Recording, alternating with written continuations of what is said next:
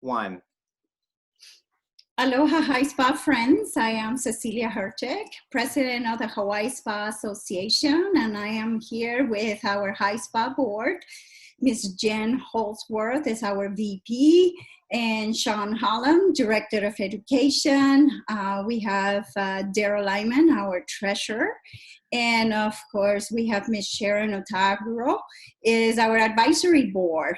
And I just want to say, just weeks after winding down all our operation, companies now are actually being asked to restart our engines, and our lockdown rules are gradually relaxing. So reopening requires more than just return to normal.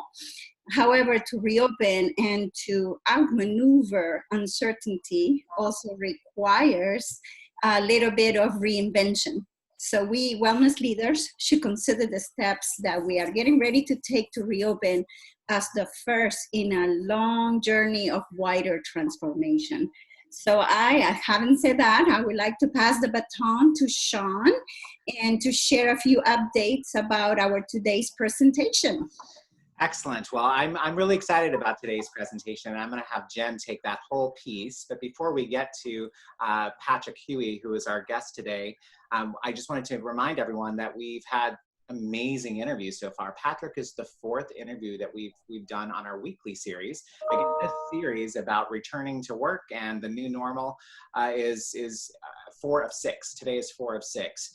But we do have some supplemental videos on our website, so I wanted to remind you about all of that. So you should be able to see my screen here, which is our beautiful website. Again, if you didn't join us on previous weeks, our new URL is hawaiispa-association.com, so check that out. And then you will be prompted to go to the perfect place. At the bottom, you can see it says, check out our COVID-19 reopening guidelines. So once I click on that, you are directed to everything you need to know in terms of what we know right now. We have our reopening guidelines, which are all here, and we talked about that in previous weeks, but check it out. Again, this is a culmination of resources here. So we've curated from the experts, including Patrick and the International Spa Association Board, on pulling together the latest and greatest and put it together in one spot for you. So check that out, and we promise to update it as we get more information. And then I just wanted to call your attention to all those fabulous interviews that you may have already attended, but need to check on something, because we've had great experts, and they, I hang on every word that they've said. So I've actually rewatched a few of these. And so we've got those all listed here. So you remember that we had Dr. J in the first week. We had Brian Hunnings in the second week. We then had, in the third week, we had Robin from Ola Tropical Apothecary. But you can also see I've got videos from Chad May there and Jay Muller as well. And then we also have someone outside of our industry who has contributed to the Brain Trust here. And that was an interview uploaded by Sharon on our advisory board. It was Sherilyn Anoy. I'm not sure if I said that right, but you'll correct me, Sharon, if I didn't. But point being, excellent resources. So check it out. And without further ado, I'm going to pass it over to Jen to get this party started. Aloha and welcome, everyone. Thanks, Sean. I would like to first and foremost introduce our guest speaker today, Mr. Patrick Huey, who is our corporate spa director joining us from Montage International. And we're really excited to have you today, Patrick, so we can dig into that big old brain of yours a little bit on the operations and kind of what you're seeing from your end. So hi and welcome. Thanks for being here. Thank you. Aloha. I was so honored when Jennifer reached out to me. I was like, of course, absolutely. I don't have anything else going on. I'm not trying to like 7 spas or anything. So tell us a little bit about, Patrick is based in Irvine, California. So tell us a little bit about the state of things there in California. What are you seeing and just the general vibe around you in the community? What's going on? Yeah, so California is and Los Angeles is one of the hot spots for infections, not death rates, which is great. But it's been very quiet. There's no Southern California traffic right now. When you're out and about, everyone is wearing masks. There's no real pushback against masks. When you walk into stores, if you don't have a mask, they politely ask you to leave. People do. They go to their car, they grab their mask, they come back. In Irvine, we're not seeing the crunch in the hospitals that they're seeing up in LA or in the Bay Area. We are blessed in that we're not an overcrowded community down here in Irvine. I will say most businesses are still closed or working from home, so there's not a lot of people going into the office. From my home office, I can see an intersection here in Irvine, and I would say on a good day, I may see 10 cars go by the whole day. So the impacts of that is this visual impact of what's really going on right now in the world. I think people are getting a little restless. On the weekends, I see people out behind my house. There is a really beautiful trail that they kept open. And so I'm seeing more and more people out on that trail. But I think, you know, California is a state that's taking it very seriously. And I think people are really trying to respect the social distancing and wearing the mask. Don't see too many gloves, but when you go to the grocery stores, there's all of the markers for signage where you can and can't stand. They wipe off the carts for you and tell you when they're sanitized. The face shields are up everywhere. I haven't had my temperature taken yet going into any places. So that will probably happen once more businesses start opening. Yeah, it's you feel it. We definitely feel it here. The new norm, right? It's the new normal. Yeah. So we are just now starting to, in Hawaii, have some of the businesses start to open up to the local population. So have you seen a lot of the retail stores opening, or a lot of them choosing to stay shuttered? What's your thought on that? I mean, we're not seeing a lot of business being opened yet. I mean, and they're being very respectful of the timeline that the governor has set out in terms of being able to open. And it's funny, even when things are open, I know the news makes it look like there's a lot of people going into places that are open. They're just not. People are just not. Yeah.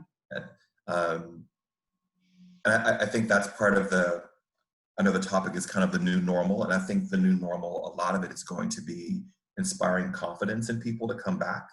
Absolutely. Say they can come back. So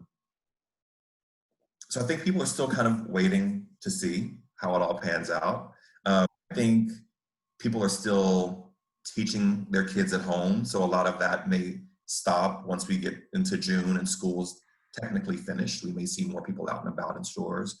But right now, I think a lot of people are homeschooling, or they're on furlough, or they've been laid off, so they're still, you know, there are a lot of things people are wrestling with, besides going to buy a new pair of shoes right now. Exactly, right?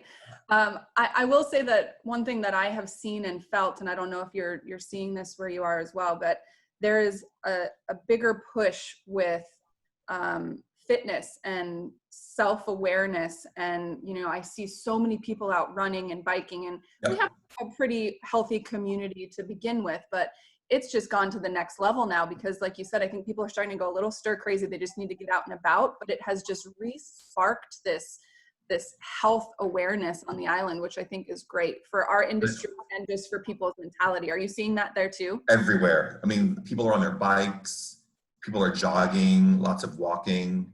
I'll tell you, we're opening 2 properties right now in the midst of all this. We're opening 2 hotels for Montage, and we can't get quotes for fitness equipment because the distributors and the suppliers are out, and they're out for months. And they're out of, obviously not treadmills, but they're out of the beauty bells, like the smaller weights. They're out of bands. They're out of yoga mats. They're out of yoga blocks. So it's interesting. People are really re-embracing fitness. There's nothing else to do. Yeah. Weather, you're going to be outside if you can be. Right. It's so true. So true. Well, if you don't mind, I'm going to go into some questions from the association standpoint. You know, we put together a list of questions that we thought would be really impactful for our members and for our listeners that are tuned in today, just to get a pulse of, you know, what's going on in our industry and kind of your thoughts on it. So if you don't mind, I'll go into that first question, which is, what do you think, or how will the new normal change the way that we do business in our industry?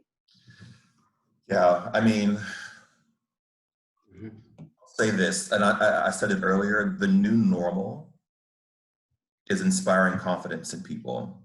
And you have to inspire confidence first with your associates, your staff, your employees. Inspire confidence with them, and then look to inspiring confidence with our guests.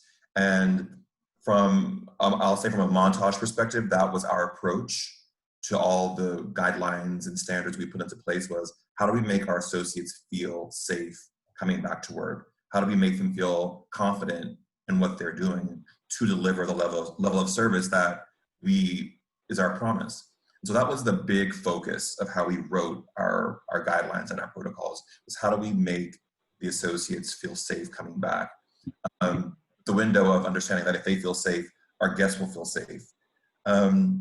As we've looked to reopen, I will tell you what I'm hearing across the industry and seeing up close is that, you know, you'll bring back people in a phased approach. There's not going to be one day where there's 300 associates showing up to the employee entrance to come in. In most businesses, they're very much looking at what happens when we're at 30% occupancy, what happens when we're at 50% occupancy, 65, 100% occupancy. And the associates that are being chosen to come back to work are really people who can function in multiple ways within the property. Because you may be opening with a skeleton crew of 40 people for a 500-room hotel, you have to have people who can be very flexible, who can work in positions they may not normally traditionally work in and be effective in those positions. And some people, that's not their skill set. Some people are, I'm a very good receptionist. I'm a terrible doorman. And it's not good or bad, but you want the skill sets that can be flexible to match what you need in your opening phase. I think you have to be ready for contactless, which is almost antithetical to what we do in the spa.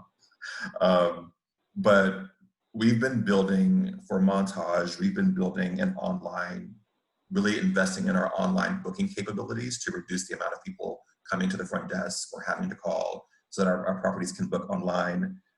We're working on emailing receipts so that when guests check out, they can leave and not have to worry about coming to the desk to sign, because most of our spas are not built with 6 feet of social distance in mind. Contactless check-in, doing the whole medical questionnaire if you're doing one online first, so that they're not having to stop and do that when they come in. So that's, I think we're going to continue to see these advances in technology really impact what we do in the spa. You know, I think oftentimes we're very much, you know, we're a tactile business, but we're going to have to find a way to marry the technology with the actual hands-on. Consistency is going to be a big word you hear. So, you know, Jennifer or Sean may have alluded to the fact that I'm on the iSpa board as well. And we've been working as a group with spa directors and corporate directors from Marriott, Hilton, Hyatt, Rosewood, Four Seasons, Montage, Shangri-La, Mandarin. And the one thing that we said was that as an industry, we're going to have to be consistent, because if someone goes to Andaz in Hawaii and they get sick or have a bad experience because of the way the world is working now, it impacts all of us.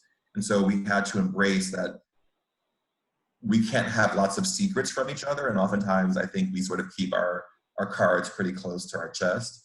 And with this group in particular, we've been very transparent about numbers, about tactics, about documents, so that we're all sharing the exact same information so that it can be consistent. The idea being that we were all successful together, or we all stumble together. So I think it's great that as an association, you're working together and putting out guidelines, and hopefully everyone will consistently adhere to them. I think also, I'm just looking at my notes here. I was on a call today with one of our VPs of design and looking to the future for spas in particular. There's lots of talk about textiles and fabrics and what can we really put into spas that can be properly sanitized and cleaned. I'll tell you, for Montage, we've taken out all of the blankets and duvets out of our spas, so they won't be on our treatment tables until we can really figure out a way to properly sanitize them. And right now, the only way to guarantee that is to wash them. And, you know, a spa like Jennifer can do 100 appointments a day, so we don't have 100 duvets or 100 blankets or 200 because you have to have the par that's washing and the par that you're using. So we've had to make adjustments like that. We are not offering steam, sauna, plunge pools at this point until, again, we can find a proper way to sanitize and clean them. The challenge with the steam is that different companies that make the steam units have different ideas about how they should be cleaned, and there's no real guiding thought on how to keep those steam rooms clean. In the plunge pools, the issue is the social distancing. So for the time, I would imagine most spas are not opening with those particular amenities in place. We've had to relay out, I was saying earlier, we've had to relay out for the hotels that are opening all of their fitness footprints to take into account the 6 feet of space that we have to have between people. So what we've done, so when our opening plan, we've phased our opening so that when we first open those first 3 to 4 weeks, 8 weeks maybe, we're not offering fitness classes. And what we're doing is we're expanding the footprint of the fitness center into those group studio spaces so that we still have the full accompaniment of equipment for guests to be able to use. As we open for fitness classes, we're going to try to do them outside, not inside. So that's, you know, we're being very strategic about how we're going to be using these spaces to not compromise the experience of the guests coming in. But again, it's very phased. So in phase 1, no group fitness classes, no steam, no sauna, no plunge pools.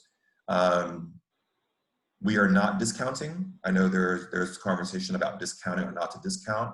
You know, we've decided not to discount.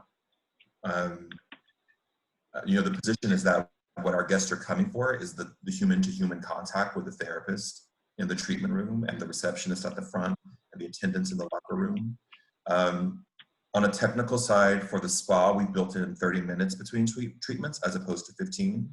So between every service, there's a 30-minute break now in order to sanitize those rooms properly. Also, you know, one thing that we've learned from opening some of the spas is that the masks are really uncomfortable for the therapists.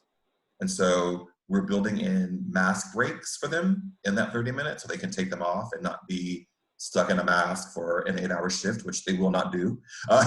You're going to lose that battle very quickly. So you have to think about that they're going to be in a mask for an hour or an hour and a half is a very long time. You need to make decisions about whether you want to do plexiglass or not do plexiglass. And those are obviously can be used at the reception desk, in the salon, in the fitness center. We've elected at this point not to do that. But I will tell you one thing that the executive team at Montage has been very good about is that if we have to make a change, we will happily make the change. And the change will be dictated by guests, by associates, and by science and data. So one thing that we really have embraced on our end is the idea of let's make decisions based on science and medical information and on what the data says. So we try to remove our emotional thoughts about it, our personal opinions, and just rely on what are the facts. You know, what do the facts say? And so that's how we've built a lot of our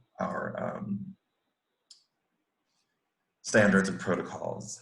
And I think the new normal, you know, our CEO and our founder of the company, Alan Firstman, said something very smart on a call we had with him. And he was like, you know, the new leadership trait that you want to see in people is the ability to manage change. As we're going to be in a state of change for the foreseeable future, you know, and and the thing that you have to remember is that you as the leaders of your spas and this organization have been sitting with these guidelines to reopen for weeks, maybe months, and you know, you're going to get staff coming in. It's going to be their first time seeing it, and so they're going to have to adjust and change to that as well. So you're going to be leading them through change and then absorbing the changes they want to make. You know, I sat with our Montage information for about 6 weeks, and we're starting to onboard our team in Palmetto Bluff. And the first thing I do when the directors come back is I take a day with them, and I go through our health and safety guidelines, and I go through our reopening checklist guidelines. And on the first day, I had to start making changes because the director and the assistant director of that property were like, we need to make these changes to make it work for this particular property.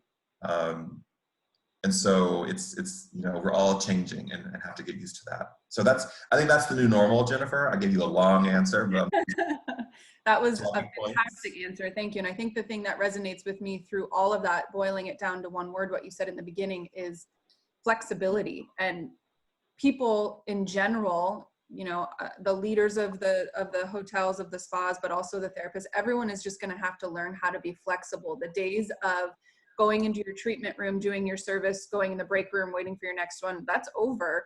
In the middle, in that 30 minutes, you're turning into an attendant, and you are sanitizing, you are cleaning, you are getting that room ready. Same thing for the attendants, for the front desk agents. I mean, everyone is going to have to take on those extra responsibilities. So it's great to hear that that has been thought out so detailed from your perspective, from corporate's perspective. Yeah. What advice do you have for our members that are on the call here, knowing that some of them are smaller, personally owned businesses, day spas, we have some hotels.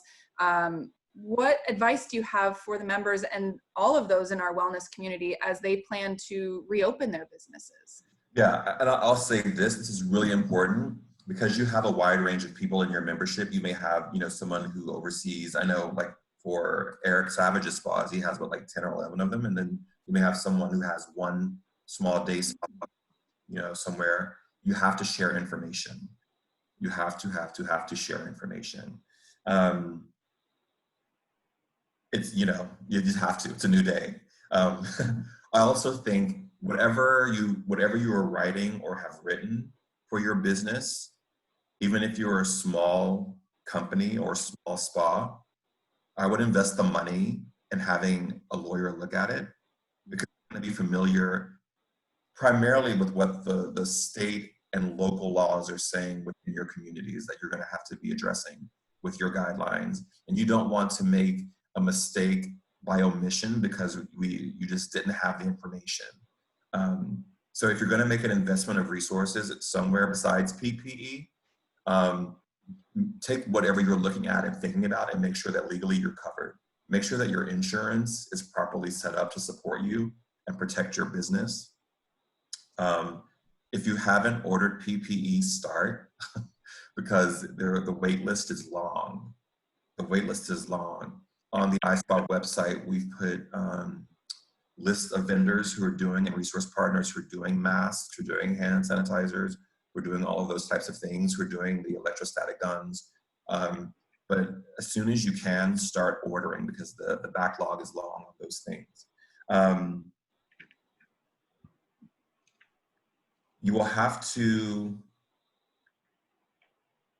You're gonna have to share more information than you're probably used to, particularly with your guests. They're gonna ask what you're doing. Mm-hmm. And what we found, I was talking to a spa director in Houston who they opened 3 weeks ago, and she said something very interesting.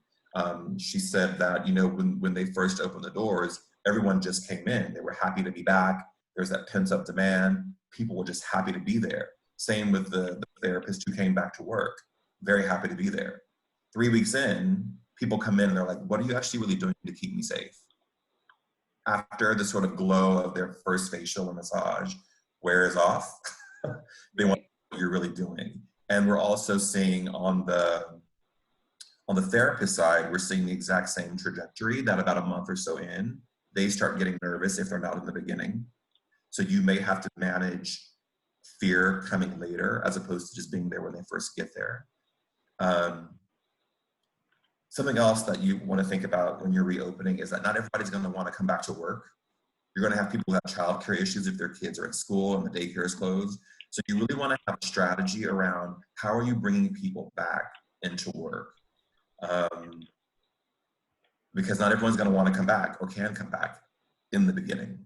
And so you as a business owner or with your GM or your lawyer or your counsel have to figure out how you want to strategize bringing people back in. I will tell you one thing that no one's thought about, but I'm hearing from everyone who's reopening, and I talked to our spa director in Palmetto Bluff today. I asked her on a daily basis to give me her reservations count. In 2 days, we booked 100 appointments for that spa. It's a 13-room spa. And their first day back, the voicemail was full, the email box was full. So as you're reopening, you're going to be running around doing 80,000 things. You're going to be in meetings. You're going to be pulled here, pulled there. Bring in a reservationist because your phones are going to ring off the hook. And you don't want to have that business missed. So, and I've heard that consistently. And then you're going to have all the group business. If you do groups, they're going to start calling the minute they hear you're open. Or weddings, particularly in Hawaii, weddings. Absolutely. So be prepared for that. Don't be taken by surprise for that. A really smart thing that you can do when you're reopening is to let your teams be a part of the reopening process. So we're recertifying everybody on the Rejuvenate bloodborne pathogens, how to properly sanitize things. So today I took the spa director and the assistant spa director in South Carolina through that. It's a 45-minute training program, but it's really great information, and it's spa specific. So it's not just like basic bloodborne pathogens and germs and how to clean. It's specific to spa. So all of our associates will go through that. But then we're also building in time to let them be a part of the resetting up and the recleaning of everything.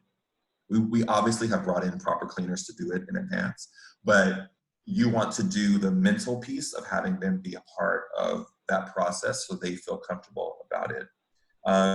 We have built a peace of mind commitment that's on our website, and that's on our confirmation emails that go out. And within that peace of mind statement, and I'll send it to Jennifer and she can share it with you guys, because again, we're sharing everything, so there's no secret. But within that, in that peace of mind commitment, we're saying when you come to the spa, we're taking your temperature. We're saying, please shower before your treatment. We're saying there is no steam, no sauna, no plunge pools. We're saying everything on the upfront. And we're saying our commitment to you is our staff have their temperature taken before they've come to work. So we're really setting what the experience is from the beginning on the website, on the confirmation email. When they call the reservationists are being trained to say these things, but they're aware of what's happening. So it will minimize the surprises. I would say across the board, as I've talked to maybe 10 or 11 spa directors who reopened, most of their guests, the majority of their guests, are happy with all of the steps that we're taking to keep them safe. There will always be a handful who don't, but I will say in your opening phase, clear your calendar and be at your desk, because the minute that comes up, you don't want the poor receptionist dealing with the guest who's mad because they have a fever and they have to go to the secondary screening, and then security has to, you don't want your poor receptionist to deal with that on their own. Rely on your fellow spa directors. I think that's a lot. I think what that comes down to too is the communication, right? I mean, the whole root of this is the more we communicate, the safer people are going to feel. You had mentioned that there is a sense of fear around this, and the unknown just naturally creates that for the entire community. So the more that we can communicate with both guests and associates, the more we're going to break away that barrier and that fear that's there. So that was really great. Thank you. How do you think that I'm excited for this question from someone who doesn't live here in the islands, but you've visited many, many times, and you know the aloha spirit that we are known for. There's people that come back year after year, and this is a sense of home. This is a sense of they feel that they are part of this place, and it's because of that aloha spirit that we're famous for. So how do you think that we can maintain that aloha spirit in this new norm? I thought about that. I realized, we're physically distant, but I don't think we have to be emotionally distant from people. And I don't think, it's a really hard question that you're asking. the time that we're in, it's changing people, and it's changing our sense of space, our sense of what we feel comfortable with, and the protection that we have around ourselves. But I think especially the people who come back to you first want that feeling of aloha. They're going to be looking for that embrace and that very specific way in Hawaii that people are made to feel when they're there. But I've learned that, and I guess because I've still been working through this, so I've been interacting a lot with different people, that very quickly, even if they have a mask on, that weird mask barrier almost disappears, and you start to really communicate and talk to people and feel close to people. Am I walking up and hugging people? I'm actually not. But I think it puts the onus on us to figure out ways to make people feel connected to and seen and heard. So I'm not worried about that. I just think it may shift in how it's expressed, but I feel like the spirit of people's souls and their hearts have not changed. And as a matter of fact, I live in California, which is, lots of times people don't speak to each other on the streets or when you're out in public. And there's lots of good morning and hellos now that are happening. So I think people are looking for that kind of connection. I mean, they're desperate for it. Besides their own kids, who they may want to shovel off somewhere about this time. So they're looking for that kind of connection.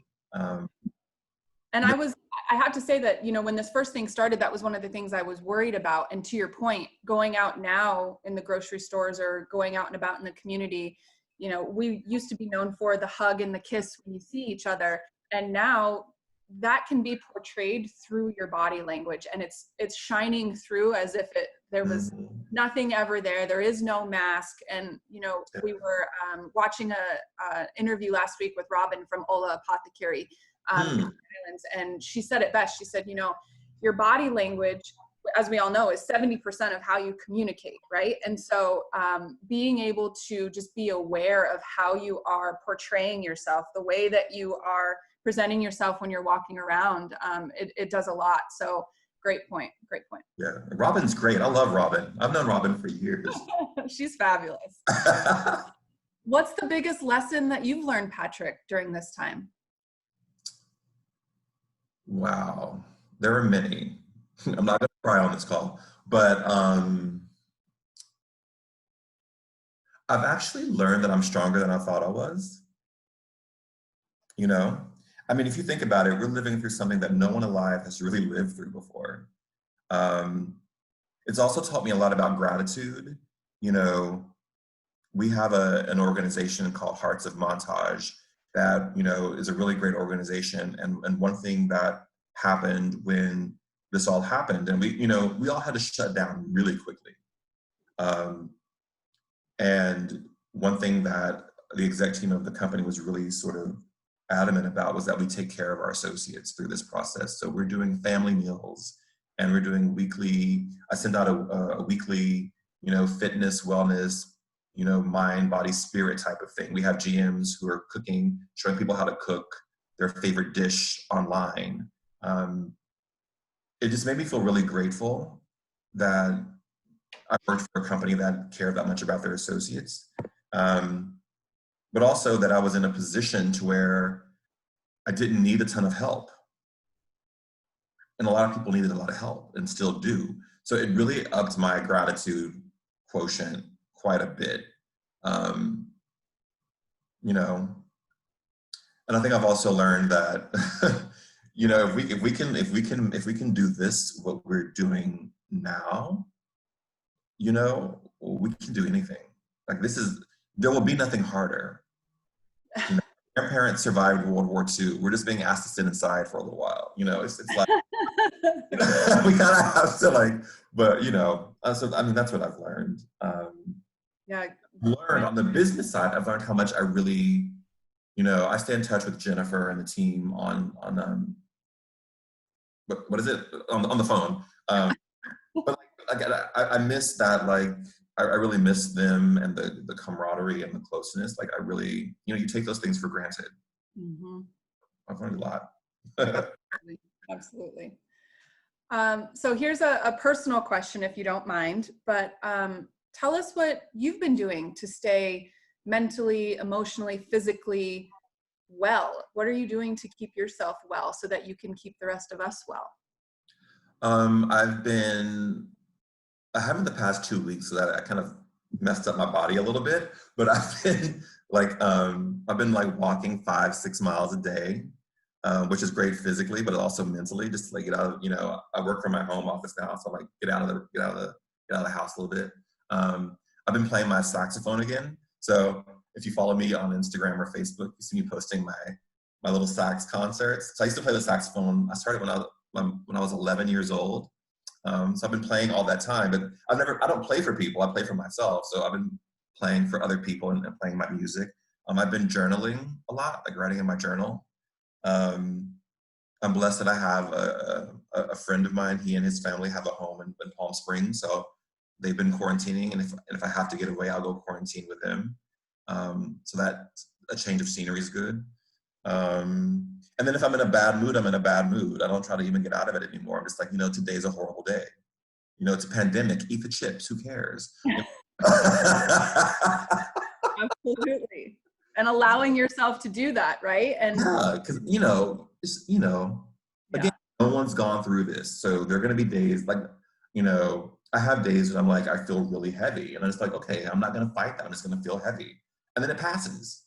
And I think we have to. That's something that we have to let our teams do. They're going to feel what they feel. You can't force them. Absolutely. Not to be scared or whatever they're feeling. I love allowing yourself to do the things that you say you never had time to do, right? I mean, we all had excuses. I don't have time to do this. I can't do that. I have to go to this meeting. And now there's no excuse. Do what you want when you want. Do what you love when you love it. And yeah. Jennifer, I think too, it's going to change how we do business. I think it becomes very clear what's essential. Absolutely.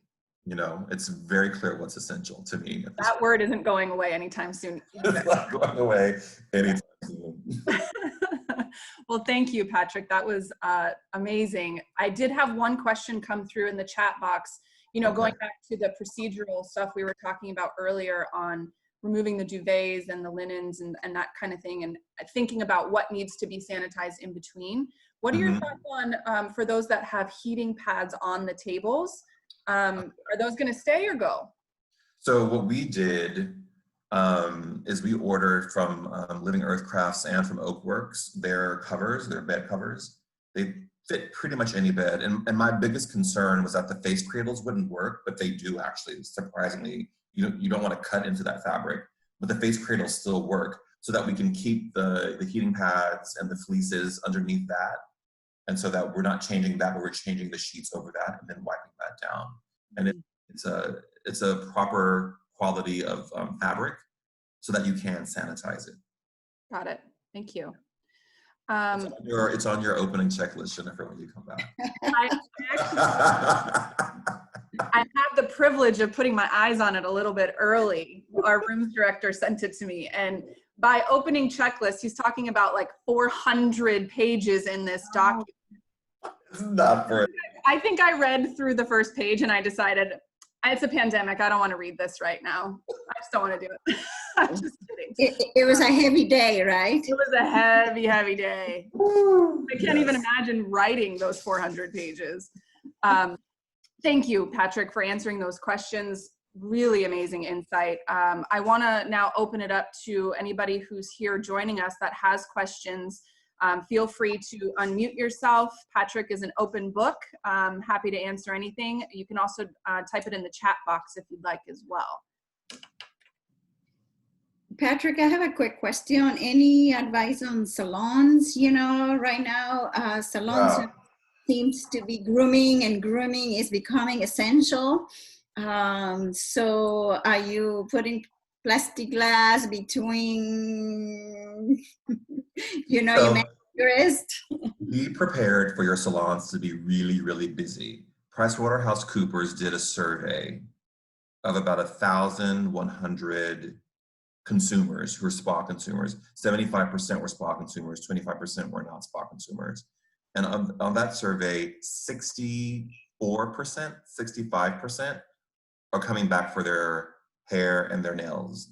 That's what they're coming back for. So be prepared for a really busy salon business when you reopen. We're not doing the plexiglass. We are doing face shields. So we did face shields for every therapist. Okay. Now the estheticians and the nail people have to wear them. So we did face shields for them. The guests will have to wear masks in the beginning. We're at this point, and it's something that we'll have to discussion for when you reopen, because we're discussing it with Livia and Palmetto. We're not doing makeup on people at this point, but for weddings, I know it's tricky. So that has to always be discussed and figured out. We are, we're trying to do the social distancing in our salons too, which is really hard because most of our salons are not very big. You have to manage that space. We're not blow drying.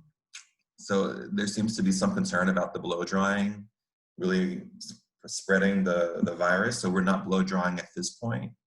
And then we are face shields and masks, both. Someone just asked me that, face shields and masks. So if they have a face shield on, they have to have a mask underneath there as well. But no blow drying, no makeup. We're doing the social distancing within that. And hey, Christy. Oh, Christy, oh my gosh. Christy Kano, hey.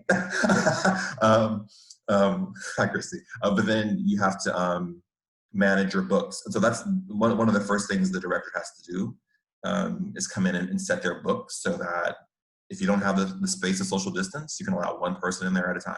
You really have to get your book straight so that when your reservationist or your receptionist is booking I just saw your email, Taylor, come through. It is booking, they're booking in the times that you really can do the services. We haven't cut out steam yet from the facials. There hasn't been really any guidance on that. I'll do some research on that and get back to you on the steam. I will tell you, some hotels, some spas are not opening with facials. We are. Okay. I'll chime in on that from the Freedom Spa's perspective. We are not doing steamers in the beginning. So what's your reasoning behind that? Just so I can sort of well, there are some thoughts behind aerosolized particles. Yes. It's the same thing. I mean, not to be too forward here, but like when you flush the toilet, when you run a steamer, when you run a hairdryer, you're moving air in the room, and so it moves air not just from the space that you're using it, but from the general area. So it's a risk that we're just sort of feeling maybe we don't want to take right now. That's a great note, and I'm going to add that to my notes and then add that to the iSpa information as well. It didn't come up for me as much because most of our facials at Montage don't use steam anyway. Right. Patrick, I have a personal question. Double dipping on the nails products. That has been something that is been a conversation in our salon for a very long time. You use the same nail polish and the same top coat and base coat, and and you reuse it in a fairly good amount of gas. We are going to create a small little welcome packet, or is included with the minis, or what are your thoughts? It has to be new polish for each guest. It has to be. I wouldn't want polish used on someone else used on me. But it becomes a very expensive setup. It costs at least $30 if you buy the top coat, the base, and a new polish. And so how's the consumer going to react? I think we're going to have to go with minis. I know some brands don't do minis, but I think from today I was having a call with our procurement person. I was like, we have to buy more files. We can't reuse files or anything like that. It has to all be thrown away. Yes. Just given to the guests so they can continue at home. Yeah. So yes. This is Natalia, and with what Cecilia was saying, I think we're going to have to add it in as an added service that the guest gets to walk away with the polish and the top coat and base coat. So they're feeling a little bit more special about the experience. And you want to adjust the price for that. That kind of price adjustment makes sense. You don't want to eat into the profit too much. It's already going to be enough. But I think from a And we were looking at creating a cost, like if it costs you $30, you have a kind of a kit that we're not making money out of that. We are just selling the guests what it cost us, you know, and then of course you have the price of whatever manicure and pedicure you wish to do. And I think is not making money out of the situation, you know. This is something that is an essential kit before we start your mani or pedi. Yeah, absolutely, Cecilia. I think you're absolutely right. I will follow up with some of the directors who've reopened their salons to see how they're handling it, but I would imagine they've all moved to minis. Okay, thank you. Good thing. That was a great question. Thank you. It's a great question. I have a question about the nail polish though. If we are trusting hand sanitizer, we use alcohol prior to putting polish on a guest, shouldn't that be efficient enough? Because we've been using that sanitation all along anyway, without spreading funguses or viruses to people's nails. So I'm kind of on the other side a little bit, thinking that if we trust this hand sanitizer with the amount of alcohol in it, prior to that brush touching that fingernail and going back and forth, shouldn't that do the trick? That's my question. I was just thinking that same thing, and you know, adding in another part of the protocol where the guest is actually washing their hands before that happens as well, and then the alcohol and then the polish. I'm on that side as well. I would think that it would be fine, but I agree too, and especially we've gone to Dazzle Dry, which does not even sell their polishes. It all comes in a kit, and it's quite extensive. It's like 4 different products, so it's not just selling 3 products or including that in the price. So I kind of am on the side of, I think our sanitation processes prior to all of this have been sufficient enough, and we have never had any kind of issues otherwise of spreading anything to anybody by using that type of sanitation. Can I just add something to the conversation at this point to just continue it? I think part of what we're doing, at least from my perspective and what I'm seeing people do, is create steps and processes that increase consumer confidence. So it's yet one more thing that we can do to help people feel safe. So I think, you know, behind the scenes, we're all trained professionals, right? So we know the products we use, we know how effective they are, we know the 99.999% of all virucidal, like it's going to take care of all that. The guest doesn't really care so much, right? So what they may be looking for is, you know, things that are sealed, where you break seals in front of them that have never been touched by human hands. And it's like psychology, right? So I think there's really kind of 2 conversations that we need to have. Is number 1, what do we know to be fact? Number 2, what do we know that will help consumer confidence? Because for me, and I've said this probably on more than one call that we've had, is we can do anything. We could do everything together. Like, look at all the brains in this room, like holy Toledo Batman. There's a lot of smart people here, but it doesn't make a difference if people don't feel safe, right? And so, and we're a bubble, right? We're these spa people who have these processes. And I have no idea what makes Janet from down the block feel safe when she comes into my spa. So it's really getting a handle on that. And so I think, I think there's something to be said for that. I don't know if you have any thoughts, Patrick, on that situation. I do. I have 2 thoughts about what you said. I was talking to Daniel Pullen, who is from Accor. He's their North American, Mexico, South American corporate person. And he sent me this article about, and I'm sorry, I don't know the name of the person who was making that really good point about our sanitation standards. But a lot of what we already do keeps everyone very safe. And we know that.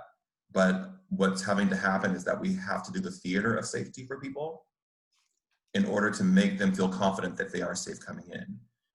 In the protocols that are written for Montage and iSpa, you know, before they start their nails, the technician washes their hands and sanitizes, the guest washes their hands and sanitizes. before we start a massage or a facial, the technician washes their hands, the guest washes their hands and sanitizes. So I think from a total, probably scientific perspective, they're probably good. From a visual, it may be different. What I will do is I'll reach out to some of those directors who've opened. I'll look in the States, I'll look in Asia as well, where they've opened, and see what they're doing in terms of the nails, just so we have some best practices. And I can share that with Jennifer as well, that she can then share with you all, just to see what our counterparts are doing who've already opened their businesses. That's the nail question is really fantastic. And I would also add I just want to add one thing. Let's all reach out to our vendor partners, people who sell us these products, ask them, brainstorm with them. How are you handling that? What are you recommending? How is your company managing that? Because they're smart in what they do too. So let's not miss that opportunity. That's great. I think another thing that we all need to be mindful of too, as we're talking about the optics and what is the interpretation from our guests and our clients' perspective, is we as an industry have fought really hard on the sustainability front, right? If you're not careful, you can be a very wasteful spa. It's very easy for us to be wasteful. And so we've made all of these steps to be more sustainable and eco-friendly. And now we're talking about single-use items. And yes, it gives that illusion that we're clean, but you're also going to have that expectation from our guests that we are being sustainable as well. So we're going to have to find a way to marry those two and then wrap in the technology and everything else. And so, I mean, everyone has their work cut out for them, but I think that's an important piece to think about too, is that sustainability aspect. I think we are right at that hour mark. We're right at 2 o'clock. So if anyone has any additional questions, they can shoot it over to the board through the website.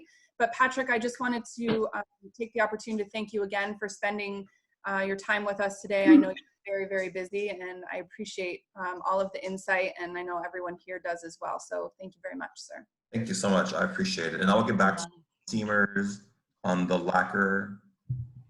Those 2 pieces. I'll get back to you all. Thank you. Cecilia, any other closing remarks for today? Patrick, I just want to say sincerely appreciate your advice and your words of wisdom. Thank you so much for being here. And I finally would like to finish up today's presentation with this powerful and wonderful quote. Unity is strength. When there is teamwork and collaboration, wonderful things can be achieved. And it's amazing to see all of us in the wellness industry being together. So thank you very, very much to all of you, and much aloha. Thank you, everyone. Have a great day. And tune in next week. We will have conversations with the board, so it'll be a lot more interactive. Please join us, bring your questions, and we can kind of have a collaborative discussion on it. So look forward to seeing that. Thank you again, Patrick. Thank you. Thank you. Bye, everybody.